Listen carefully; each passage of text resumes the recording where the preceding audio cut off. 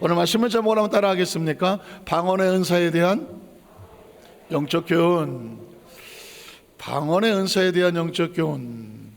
좀 제목은 좀 딱딱할 수 있을지 모르겠지만 고린도서 14장에 계속 이어지는 말씀의 내용이 이런 내용이 담겨져 있습니다. 우리 지난 시간에는 두 시간 동안 예언의 은사에 대해서 말씀을 나눴습니다. 예언은 두 가지 종류가 있겠죠. 하나는 개인적인 예언의 은사를 받아서 미래를 얘기하거나 스스로 예언적인 은사를 펼치는 사람이 있을 수 있는데 상당히 조심스럽죠. 왜냐하면 단 개인이 예언의 은사를 가지고 누군가의 미래에 대해서 또 어떤 것에 대해서 가끔 예언 사역자라고 나오잖아요. 제가 취급하고 언급하지 않는 이유는 사실상 성경적인 근거가 정확하지 않고 검증되지 않으면 예언의 사역은 굉장히 위험합니다.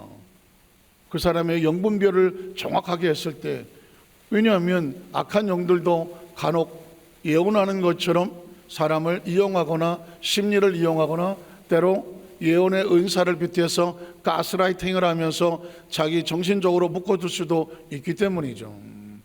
그래서 예언의 은사라고 말하면 성경적인 근거가 없다면 상당히 조심스럽게 접근을 해야 한다. 함부로 누가 예언 기도해 준다, 예언 가정재단에 가서 예언 기도 받으러 가자, 이런 부분은 철저하게 교구장이나 담임 목사와 상담을 해서 검증되지 않으면 절대로 함부로 가지 마라. 함부로 어디에 가서 안수도 받지 마라. 안수라고 하는 것은 영적인 흐름이 있기 때문에 잘못된 집단에 가서 잘못된 것에 가서 안수받고 와서 문제가 생기고 귀신에 들리는 경우도 간혹 있기 때문에 그렇습니다. 그래서 예언이라고 하는 것은 철저하게 성경적인 베이스, 성경적인 기초를 가지고 근거를 가지고 있어야 됩니다. 그래서 제가 지난번에 말씀하기를 성경 속의 예언은 굉장히 많이 나오지만 아브라함에 대한 예를 들었습니다. 나그네 셋을 대접했더니 천사들이었고 천사들이 소돔과 고모라에 가서 심판하러 가기 전에 이렇게 말합니다. 나의 하려는 것을 아브라함에게 감추겠느냐? 아브라함은 장차 강대한 나라가 될 것이 아니냐. 그의 미래를 알고 계시고 예언을 선포하신 것이거든요. 여러분, 우린 여기서 굉장히 중요한 인사이트를 얻어야 됩니다. 아브라함이 스스로 강대한 나라가 됩니까? 하나님께서 강대한 나라를 만드십니까? 확실합니까? 확실합니까? 잘 아셔야 돼요. 우리가 믿음으로 하나님 앞에 바라보고 꿈꾸며 나갈 수는 있지만 궁극적으로 우리는 누구의 작품입니까? 하나님의 작품이에요. 예를 들면 우리 인간을 아파르라고 하는 히브리어를 쓰면은 흙이거든요. 먼지요, 진토입니다. 저와 여러분 누구나 할 것 없이 우리는 흙으로 지어진 존재입니다. 흙은 스스로 형체와 모양을 가질 수가 없습니다.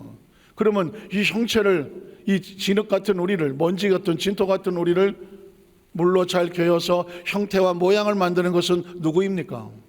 토기장이라고 말하죠. 그래서 하나님은 토기장이로 비유되기도 합니다. 그러니까 이 그릇을 만드는 것은 철저하게 스스로 존재하는 것은 없습니다. 여러분 찬장에 가보면 모든 그릇들이 있지만 우리가 만든 건 거의 하나도 없죠. 누가 만들었습니까? 토기장이들, 그릇장이들이 만들었습니다. 그리고 왜 종류가 다 다를까요? 용도가 다르기 때문이죠. 그러니까 저와 여러분은 기억하셔야 돼요. 혹시라도 큰 그릇이라고 해서 자랑해서도 안 되고 작은 그릇이라고 해서도 기죽을 이유가 없어요. 작은 것은 작은 것에 필요하고 큰 것은 큰 대로 필요해요. 그래서 축복이란 뭐냐? 작은 것은 작은 것에 최선을 다하면 축복입니다. 큰 그릇은 큰 그릇에 최선을 다하면 축복입니다. 넓적한 것은 넓적한 대로 축복이고요. 깊은 것은 깊은 대로 축복입니다. 이 이야기는 피차 바라볼 때 누구도 서로를 견주어 비교하지 말아요. 서로 바라보면서 누구는 잘났고 누구는 못났고 누구는 잘되고 누구는 못된다라고 어떤 것을 그릇의 사이즈를 가지고 종류를 가지고 재질을 가지고 평가하지 마라. 그릇은 그릇들끼리 서로 견줄 수 없다. 그릇은 용도에 따라서 주인이 필요할 때 들어 쓰시면 그게 축복이죠. 오늘 저와 여러분의 의식과 사고 속에서 내 인생은 나는 신앙적으로 잘하고 있나? 복을 받은 인생인가? 여러분이 스스로 진단하고 싶으면 딱 한 가지, 난 하나님께서 쓰시고자 하는 곳에 내가 최소한 순종하며 주님의 쓰임받는 도구가 되어 있나? 순종하며 살아가고 있나? 이러면 성공하신 거예요. 굳이 대통령이 안 되고 뭐 판사 검사가 안 되더라도 뭐 거대한 저택에 살지 않더라도 아니 뭐 자식이 있든 없든 무슨 뭐 남편이 뭐 잘 되든 안 되든 이건 사회적인 상황일 뿐이에요. 하나님께서 궁극적으로 우리가 원하시는 축복은 내가 너를 이런 그릇으로 만들었는데 그릇으로 최선을 다해주면 되는 거예요. 저 아프리카에서도 최선을 다하고 저 러시아에서도 저 뭐 북한에서도 중국에서도 어디든 간에 우리가 볼 때는 판단하고 있는 기준이 있을지 모르지만 그런 기준은 인간끼리 보는 것이지 우리는 사람의 눈치를 보지 않아요. 사람의 기준에 따라서 왔다 갔다 하지 않아요. 우리는 하나님께서 우리를 원하시는 그곳에서 원하시는 방법과 모양을 가지고 착하고 충성되면 주인은 그것을 인해서도 기뻐하고 잘하였도다 칭찬하시는 줄로 믿습니다. 그러니까 저와 여러분이 가지고 되는 것은 바로 그거예요. 하나님께서 원하시는 모습으로 나를 만들어 놓은 곳에 있으면 그게 예언이 되는 거예요. 자, 내가 너를 이렇게 만들 거야. 그분이 나를 만들어 가는데 순종하며 가서 그 그릇이 됐다면 크고 작든지 뭐 밖에 있든지 안에 있든지 빛나든지 컴컴하든지 각각 종류가 다 다른데 뭐 주인이 필요할 때 쓰면 그게 복이에요. 믿으십니까? 그래서 어디 가서 내가 잘 될까요? 이번에 우리 아들이 이번에 시험을 봤는데 될까요? 이건 사람에게 가서 거기 가서 비비고 어디 가서 할 이유가 없어요. 저와 여러분 하나님께서 만들어 쓰셨던 것처럼 우리의 자녀와 자손들도 부모는 이렇게 되기를 원할지 모르지만 하나님은 이 모양대로 만들어 가시던. 아까 제가 말씀드렸지만 저희 어머니는 저를 붙잡고 아이고 장로가 되게 해주세요 하고 저를 붙잡고 얘기했지만 저는 잘 몰랐잖아요. 내가 뭐가 될지 어떻게 알겠어. 그렇잖아요. 지금도 여러분의 자녀를 놓고 이 자식이 이렇게 됐으면 좋겠지라고 나름 꿈을 꾸시겠죠. 그러나 기억하십시오. 세상에 내 마음대로 안 되는 게 뭐예요? 자식은 내 마음대로 안 돼요. 성경적이죠. 왜 그럴까요? 자식은 누구 마음대로 돼야 돼요? 하나님의 마음대로 하셔야죠. 하나님 마음대로 하셔야 되는 거예요. 내 마음대로 만들어서 내 자식이 부모 말을 잘 들어서 내 마음대로 만들었으면 이건 내 자식이지 하나님 자식은 아니잖아요. 한번 따라 하시죠. 하나님, 나의 자녀들이 나의 자손들이 내 마음대로가 아니라 내 뜻대로가 아니라 하나님의 원대로 하나님의 계획대로 쓰임받게 하여 주시옵소서. 그렇습니다. 뭐 자식뿐만 아니라 뭐 자식이 있든 없든 뭐 사업이 크든 작든지 간에 우리 사업은 작다고 해서 기죽을 이유도 하나도 없어요. 그것은 그릇대로 하나님 용도대로 사용하시면 되는 거예요. 제가 여러분의 미래를 예언할까요? 얼마든지 예언하죠. 예언이 안 되겠습니까? 말씀대로 살려면 내가 복되고 형통하는. 성경은 그렇게 말하잖아요. 여러분이 말씀대로 순종하고 말씀대로 살아가면 계명대로 살아가면 세계 모든 민족의 이름을 뛰어나게 만들 것이고 네가 들어와도 복을 받고 나가도 복을 받을 것이다. 누가 예언하셨나요? 하나님이 하신 거거든요. 그러나 네가 하나님 말씀을 말씀대로 삼가 듣고 청정하지 아니하면 들에 나가도 복이 없고 뭐 성에 가도 복이 없고 뭐 네 떡반죽 그릇과 뭐 어쩌고 저쩌고 쭉 다 해도 안 돼 하잖아요. 굳이 예언이 필요한가요? 하나님은 우리에게 예언을 옆에서 목을 매지 마라. 하나님 말씀으로 네 스스로 네 미래를 예측하고 살아가라. 지난 수요일날 그런 말씀했습니다. 죽을 짓을 하면 결국 죽게 될 것이고 살 짓을 하면 영생을 얻으리라 그러거든요. 그게 샬롬이라고 말했거든요. 샬롬의 뜻은 평화라고 하는 것인데 혹시 아십니까? 평화 한문으로 제가 그전에 말씀드렸어요. 평자는 마치 저울추가 있는 것처럼 평등하다는 뜻이에요. 좌우가 똑같아요. 화는 뭐예요? 벼화자에다가 입구자를 써요. 그러니까 모든 입에 쌀밥이 벼가 똑같이 들어가 아주 평등하게. 그게 뭐예요? 평화예요. 그게 뭐냐면 샬롬이에요. 샬롬. 너도 소중하고 너도 소중해. 똑같이 평등하게 소중해요. 그랬을 때 평화예요. 평화를 갖다가 샬롬은 하나님 우리에게 주시는 최고의 축복이에요. 서로 바라볼 때 체중이 보이지 않고 모양이 보이지 않고 성별이 보이지 않고 나이가 보이지 않고 생긴 게 보이지 않고 외모가 보이지 않고 무엇으로 보여?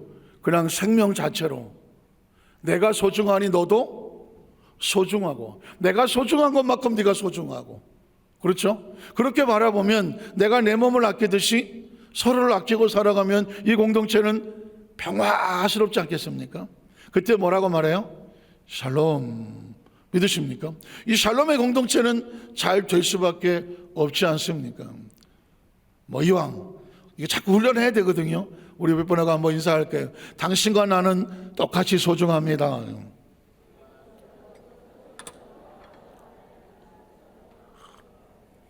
익숙하십니까? 좀 어색하십니까? 좀 어색하실 수도 있어요. 우리나라는 남전, 여비, 계급, 산업, 공상, 판검사, 의사, 워낙 계층을 많이 깔아놨기 때문에 그냥 딱 보면 한눈에 그냥 파악이 쭉 되는 것처럼 보이지만 이건 아주 무서운 판단이에요. 예수를 믿고 나면 이 모든 의식을 다 깨트려 버려야 돼요. 선악을 바라보면서 잘났고 못났고 도덕적으로 윤리적으로 어쩌고 저쩌고 하던 모든 카테고리를 다 무너뜨려야 돼요. 영접하는 자 곧 그 이름을 믿는 자들에게는 오직 하나, 하나님의 자녀가 되는 권세를 주셨으니 그거 하나밖에 없어요. 예수님을 구주로 믿으시면 아멘 하시길 바랍니다. 그럼 우리 모두는 하나님의 자녀라는 것이죠. 자, 그러면 이런 예언적인 백그라운드를 가지고 있으면 사실 예언이냐 방언이냐 별로 중요하지 않아요. 예언을 한다면 무슨 뜻이에요? 네 안에 정말 진짜 예수 믿는 성도가 되라고 은사를 주지 않았겠습니까? 방언을 주셨다면, 방언 아니야 그 어떤 은사를 주셨다면 목적은 뭐예요? 내 안에 예수 그리스도로 충만하는 거예요. 한번 따라 하시죠. 내 안에 예수 그리스도로 충만하게 하소서. 이게 구약의 목적이고 신약의 목적이에요. 구약에는 메시아가 오신다. 구약은 메시아를 기다리는 거예요. 기름 부을 자가 오신다. 구약 시대 성도들은 오직 언제 메시아가 오시나 메시아를 기다리며 마음속에 품고 기다렸습니다. 신약시대 성도들은 이미 오신 예수 그리스도를 믿고 있지만 누구를 기다립니까? 다시 오실 메시아를 신부처럼 기다리고 있잖아요. 그러니까 궁극적인 저와 여러분의 목적은 뭐냐? 이 세상에서 뭘 어쩌고 저쩌고 엄청 포장을 잔뜩 해놨다고 할지라도 이거는 우리가 이 땅을 떠날 때 다 날아갈 것이고 진짜 신부화장은 내 안에 예수 그리스도로 충만한 거예요. 그러니까 이 땅에 살면서 신앙생활한 모든 것들은 다 목적은 예수로 충만하기 위해서 예언의 은사도 필요하고 예수로 충만하기 위해서 방언의 은사도 충만하고 예수로 충만하기 위해서 직분도 필요하고 예수로 충만하기 위해서 봉사도 하는 것이고 예수로 충만하기 위해서 때로 작전 기도도 하는 것이고 예수로 충만하기 위해서 내가 하나님을 하는 모든 것들은 목적은 딱 하나, 내 안에 누가 충만하도록? 예수가 충만하도록. 신앙의 영적인 강자는 누구냐? 예수로 충만한 사람. 예수로 충만한 사람. 여러분이 가장 소중히 여기고 바라볼 신앙의 모델은 누구냐? 예수로 충만한 사람. 예수로 충만한 사람. 영적으로 소중히 여기면서 여러분이 믿고 따라가면서 함께하기를 원할 사람은 누구냐? 그 안에 예수로 충만한 사람. 예수로 충만한 사람. 아름다움, 아무리 샤넬 넘버 5를 발라서 향기가 나고 아무리 우아하고 아름답고 어쩌고 저쩌고 한다고 할지라도 예수로 충만하지 않은 사람은 위험한 사람입니다. 왜냐하면 내가 영적으로 다칠 수가 있기 때문이죠. 자, 그래서 제가 지금 이제 방언에 대한 이야기를, 성경식 있는 이야기는 그냥 읽어드릴 거예요. 왜냐하면 이거는 특별한 은사이기 때문에 방언을 전문적으로 얘기하려면 좀 따로 시간을 가져야 되겠지만, 방언이라는 것을 목적이 뭐냐? 내 안에 예수로 충만하기 위한 하나님의 선물로 바라보면서 오늘 그렇게 한번 해석을 해보겠습니다. 자, 첫 번째로 방언의 은사가 풍성하기를 구하라 라고 말했습니다. 자, 고린도전서 14장 12절로 넘어갈게요. 오늘 12절에 보면 그러므로 너희도 영적인 것을 사모하느냐. 영적인 것이 뭐예요? 하나님의 나라 속에 육이 아닌 영, 다른 말로 말하면 생명, 선악과로 육체적으로 따지는 것이 아닌 생명을 사모하는 자인즉 교회의 덕을 세우기 위해서 무엇이 풍성하기를 구해야 돼요? 그것이라고 말했지만 방언이거든요. 방언이 풍성하기를 구한다고 문자적으로 해석을 하면 다른 사람보다 방언 기도를 다 많이 하고 여러 가지 방언 기도를 종류별로 하는 것 그렇게 들릴 수도 있겠지만 전 어떻게 들리냐면 방언 기도가 풍성하기를 원한다면 가지고 있는 입술의 언어를 생명의 언어가 풍성하기를 구해야 돼요. 방언 기도를 유창하게 하고 여러 가지를 수십 개 언어를 한다고 할지라도 그 방언과 기도하는 입술에서 방언 기도를 하지 않을 때 선악과를 따먹은 입술로 정죄하고 판단하고 공격하고 비난하고 개선하고, 그래서 나는 잘났고 너는 못났고, 그렇게 만약에 이런 입술로 살아간다고 하면 방언 기도가 무슨 의미가 있겠습니까? 방언 기도는 또 다른 말로 말하면 생명의 기도거든요. 생명의 언어이거든요. 진짜 소중한 방언 기도는요, 영적인 언어로 방언의 은사를 쓰기도 하겠지만 방언 기도의 목적은 뭐냐? 생명을 살리는 것입니다. 그래서 방언 기도가 풍성하기를 원한다면 내가 내 입에서 나가는 말은 반드시 생명의 언어가 풍성해야 돼요. 두 번째, 방언 통역의 은사를 구하라고 말했습니다. 13절에 보면 그러므로 방언을 말한 자는 통역하기를 기도하라고 말했습니다. 이유가 뭘까요? 방언은 무슨 말인지 잘 못 알아듣는단 말이죠. 그리고 그 의도를 알기 위해서 통역을 한다는 얘기는 서로 소통하게 하는 것이죠. 방언 통역의 은사에 대한 얘기는 나중에 이야기를 하고, 자, 방언의 목적은 뭐냐면 소통이에요. 소통을 해야죠. 생명의 언어는 서로 소통을 시키는 것입니다. 한번 따라 하실까요? 생명의 언어는 서로를 살려서 소통하게 한다. 굉장히 중요합니다. 공동체 안에서 우리가 방언 기도를 개인적으로 해서 영적인 유익도 구하겠지만 진짜 방언 기도는 뭐냐? 서로 언어를 쓰는데 대화가 잘 되고 이해가 되고 양해가 되고 소통이 돼서 어떤 마음에 오해하지 아니하고 서로 마음이 편안하게 부드러운 상태가 되어야 돼요. 소통이 안 돼서 어려운 거거든요. 여러분 소통이라고 하는 얘기가 나오면 보통 상담학에서 개하고 고양이 이야기를 해요. 개하고 고양이가 한문은 견원지간이라고 개하고 원숭이하고 싸운다 그러는데, 우리는 보통 개하고 고양이가 잘 안 맞아요. 가끔 가다가 세상에 이런 일을 보면 둘이 부둥켜하고 있는 것도 가끔 보이긴 하지만 개하고 고양이는 안 맞아요. 왜 그럴까요? 개는 반가울 때 어디를 흔들어요? 꼬리를 흔들잖아요. 꼬리를 막 흔드는 거는 반갑다는 거예요. 그런데 고양이는 긴장하면 뭘 세울까요? 꼬리를 세웁니다. 한번 해보자는 겨?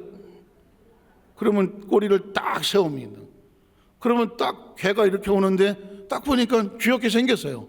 그래서 개는 꼬리를 딱 들면서 하이 하고 가까이 가요. 그런데 고양이가 보면 씨발 이것이 나하고 해보자는 것이요? 고양이도 꼬리를 딱 들죠. 그럼 걔는 고양이를 보고 저것이 나를 보고 반갑다고 흔들어야? 흔들어. 그러면 고양이는 지금 잔뜩 화가 났어요. 걔는 그 사인을 뭐라고 받아들여? 친구하자는구나 하고 턴 들고 왔다가 가까이 갔더니 엥.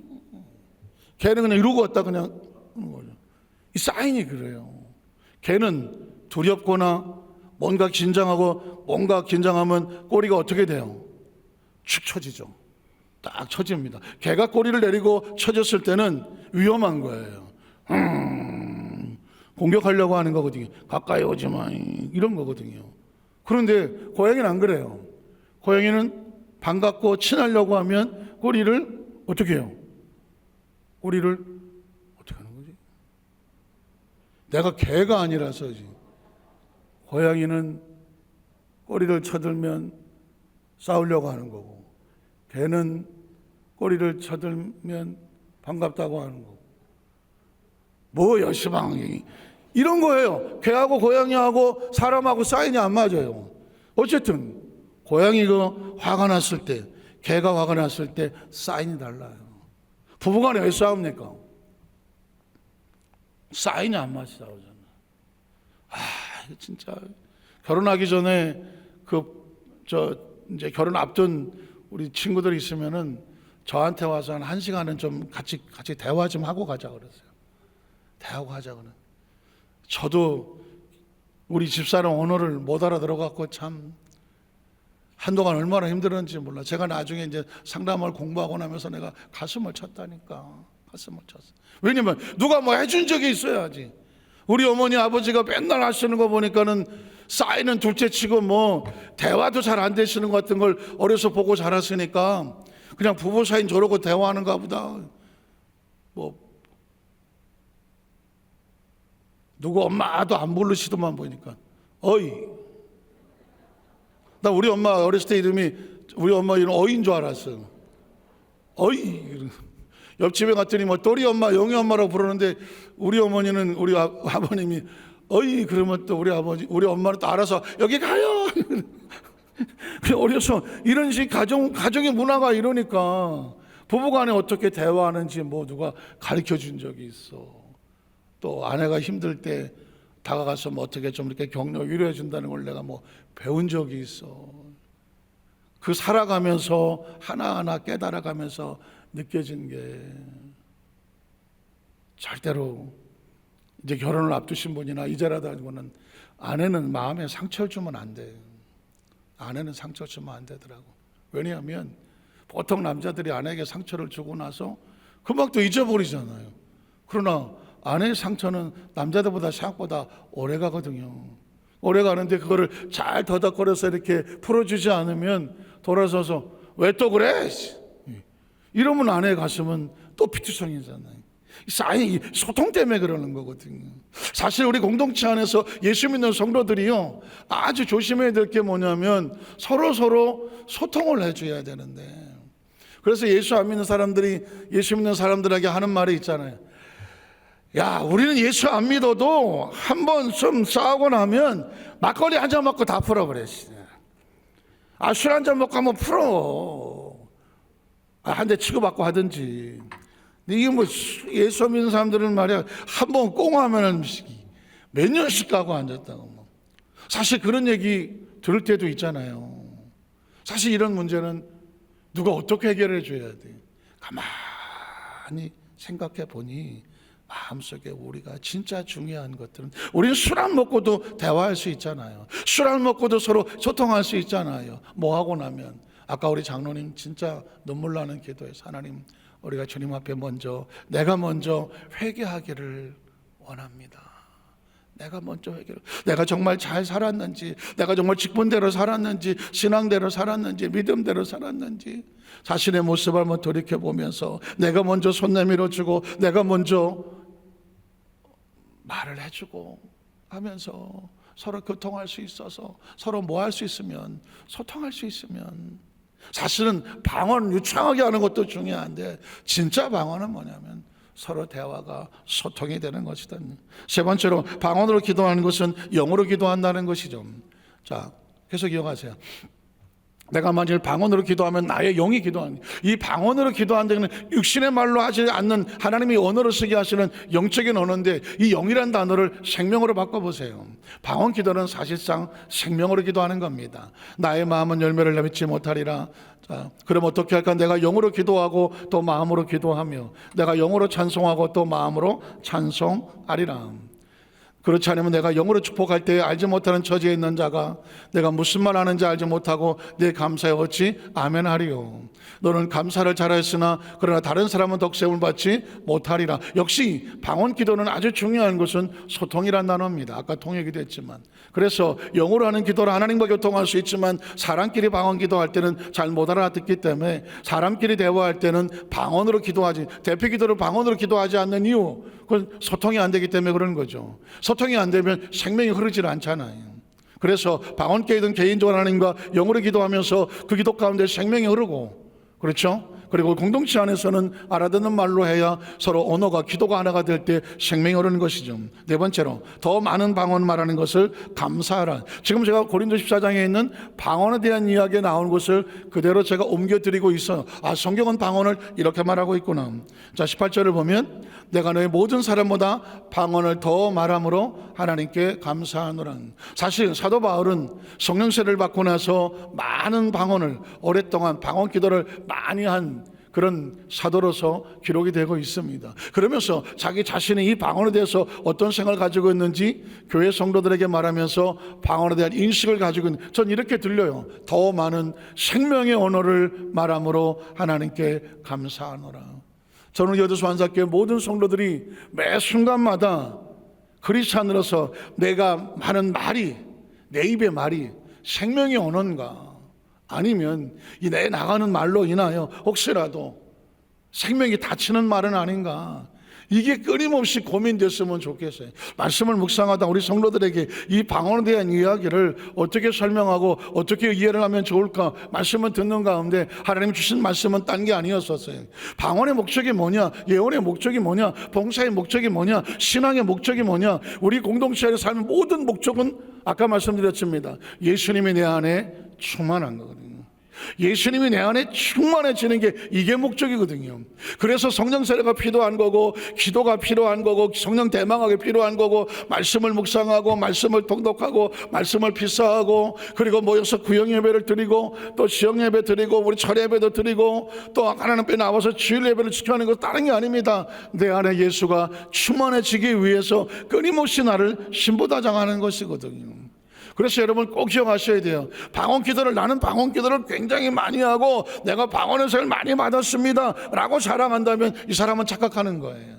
왜 착각하느냐? 그 목적은 방언 기도를 많이 하는 것을 자랑하라고 하는 것이 아니라 그로 인하여 내 안에 예수가 충만해짐을, 예수의 향기가 충만해짐을, 내 안에 예수의 모습이 충만해짐을 자랑하고 싶으면 내 안에 예수를 자랑하게 되시기는 주의 이름으로 축복합니다. 마지막 다섯 번째로 방언은 개인의 유익임을 유의하라고 말했습니다. 19절에 보면 이렇게 말합니다. 그러나 교회에서 내가 남을 가르치기 위하여 깨달은 마음으로 5마디 말을 하는 것이 1만마디 방언으로 말할 것보다 나으니라는. 방언에 대해서 간혹가다 비판적으로 말하는 사람들이 이 성경 구절을 인용하기도 합니다. 그 방언 끝까지 알아듣지도 못하는 거 성경에 봐. 깨달은 마음으로 5마디 말하는 것이 방언 기도 10,000마디 하는 것보다 낫다고 그랬잖아. 방언 필요 없어. 오늘 본문은 그런 내용이 아니거든.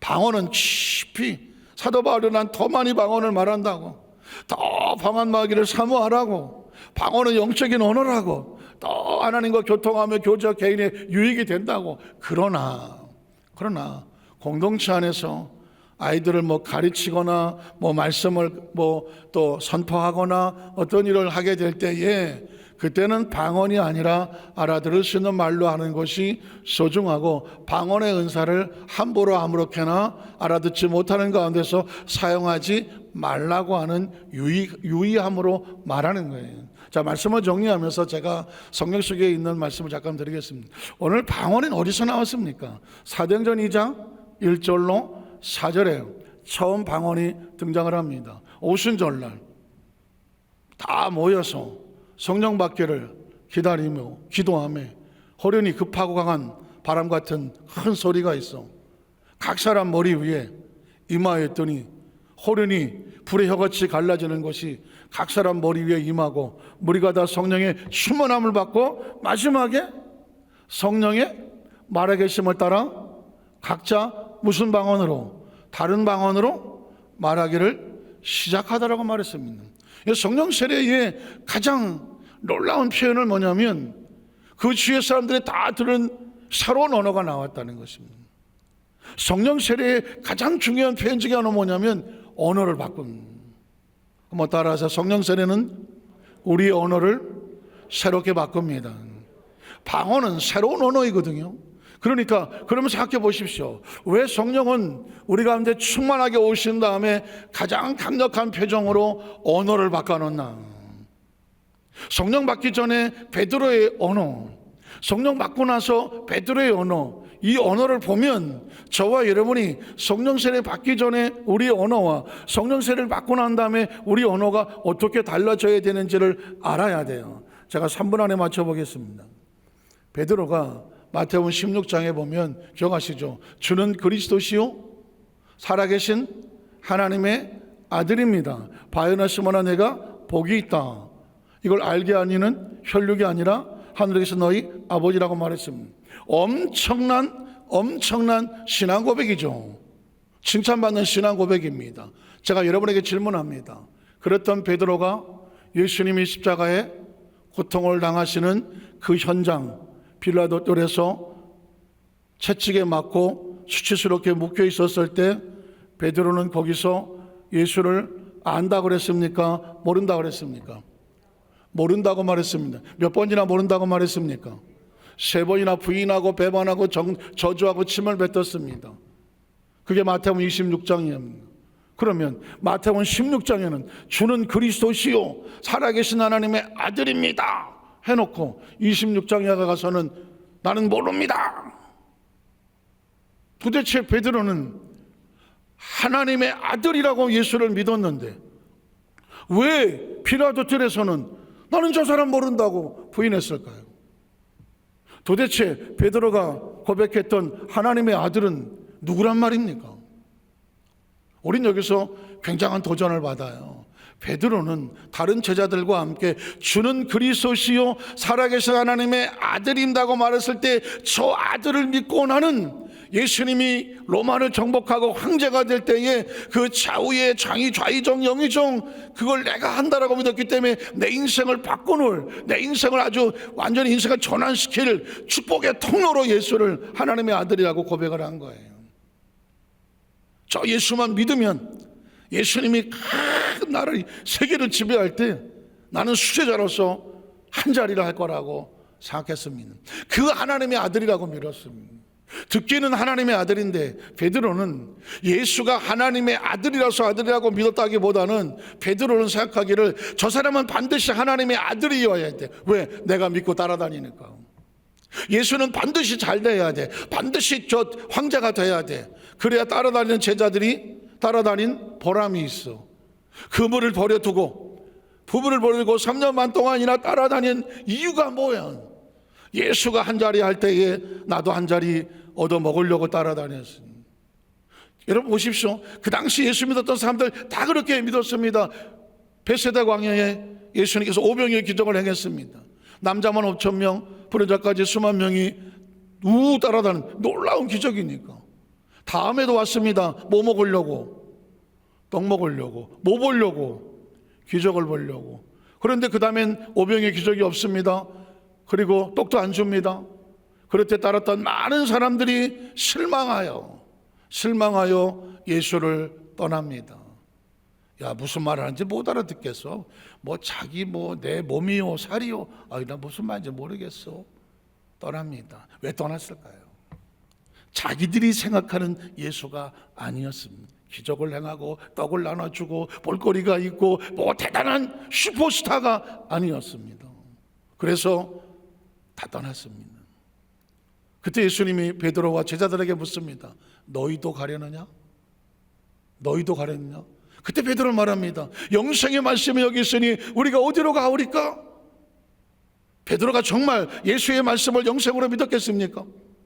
그러면 마태복음 20장에 가서 예수님이 채찍에 맞고 피투성이 될 때는 나는 모른다고 왜 도망을 갔을까요? 잘 보십시오. 많은 사람들은 예수를 자기들이 믿는 어떤 대상으로 믿습니다. 똑같이 예수는 주는 그리스도시요 하나님의 아들이라고 명색의 말씀이 여기 있으니까 안 떠난다고 했지만 막상 예수님이 십자가에 꼬꾸라지니까 다 도망쳐버리고 맙니다. 과연 예수를 하나님의 아들이라고 믿었을까요? 과연 영생의 말씀이 여기 있다고 그들은 믿었을까요? 그랬으면 예수님의 채찍에 맞아도 도망가야 될까요? 영생의 말씀이 있는데 채찍에 맞는다고 도망가야 될까요? 오늘날 크리스천들에게 묻습니다. 당신은 예수를 믿습니까? 예수님인 예수님을 믿습니까? 당신의 목적과 이유를 충족시켜줄 그를 대상으로 당신이 만들어 놓은 예수를 믿습니까? 예수는 십자가에 못 박아 죽어야져야 됩니까? 아니면 내 꿈을 이루기 위해서, 내 기도의 응답을 위해서 예수는 절대로 십자가에 죽으면 안 되고 죽으면 다 도망칠 겁니까? 생각해 보십시오. 우리의 목적이 뭘까요? 잘 먹고 잘 사는 걸까요? 근데 예수 믿었는데 왜 잘 먹고 나 못 살아? 에이씨, 예수 믿어도 소용없나? 우리 아들 이번에 대학 시험 떨어졌어. 아니 그렇게 내가 기도를 많이 했는데 혹시 예수님에게 실망하십니까? 내가 예수 믿었으니까 이렇게 돼야 되는 거 아니야? 혹시 이렇게 마음에 기대했다가 그 기대대로 되지 않아서 혹시 실망하십니까? 그 예수는 진짜 예수가 아닙니다. 내가 만든 예수입니다. 야, 예수님은 이래야지. 이런 예수니까 내가 이 예수님을 붙잡고 기도했더니 응답이 와야지. 예수님, 내가 정말 예수 하나님이 보내주신 하나님들 예수를 믿습니까? 아니면 내가 만들고 내 마음의 소원을 이루어질 도구로 예수를 믿습니까? 오늘 많은 크리스천들은 예수를 믿지 않습니다. 자기들이 만들어 온 예수를 믿고 떡이 없으면 도망가 버려요. 뭐 따라다니는데 뭐 기적도 없고 영생의 말씀 뭐 그게 밥 먹어주고 나는 내가 먹고 살아야지. 코로나 이후에 대한민국 교회 뭐 전 세계 마찬가지지만 절반 이상이 교회를 떠났습니다. 이번 주일날도 말씀을 하겠습니다만은 온라인상에서 머물러 있습니다. 교계 신문에 나오는 합동 통합 만 개 이상 교회가 다 문을 닫고 20만 30만 교회 더 이상 나오지 않고 젊은 청년들이 교회에 대해서 매력을 못 느끼고 왜 그럴까요? 그들의 계획은 내가 좋은 대학 가고 좋은 집을 가고 내가 좀 사회적으로 내가 예수 믿고 잘 되고 이런 걸 꿈꾸고 기대하기를 원했지만 예수 안 믿어도 요즘 최첨단 의학이 발달하고 과학이 발달하고 그렇게 먹고 사는데 별로 지장도 없고 굳이 잘 먹고 잘 사는데 내가 예수 믿어갖고 내가 기도할 게 있어야지 내지는 어차피 안 될 거 굳이 주일날 가서 거기 앉아서 예배 드리고 해야 돼요. 각자 머릿속에 각자 생각하는 예수, 성경 속에 그런 예수는 없습니다. 예수님은 오순절날 그 성령 세례 받고 나서 그들의 언어를 바꿔놓습니다. 베드로가 성령 세례를 받고 나서 제일 처음 이스라엘 백성들 앞에서 놀랍게 고백을 합니다. 자기 이야기는 하나도 없습니다. 난 예수 믿고 이렇게 되려고 아무 얘기 없습니다. 오직 예수에 대한 이야기만 합니다.